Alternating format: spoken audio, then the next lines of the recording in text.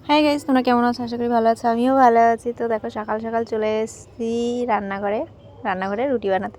আর এইখানে আমার বর কিন্তু গান চালিয়েছে, সেই গানটা শুনে শুনে আমি নাচছি আর দুলছি। আর এইখানে দেখো সকালবেলা মটরশুঁটি আলু টমেটো দিয়ে একটা পাতলা একটা ঝোল করব, আর তার হবে হচ্ছে রুটি দিয়ে খাওয়া। তো এখানে দেখো আমার এখানে কারেন্ট চলে গেছে, দুঃখের বিষয়। এখন আমার গ্যাসে বসাতে হবে, রান্না করতে করতে এরকমই হয়, কারেন্ট চলে যায়। তারপরে আমি আবার বসিয়েছি গ্যাসে, আর গ্যাসে বসিয়ে আমার ভাজাটা কিন্তু কমপ্লিট হয়ে গেছে।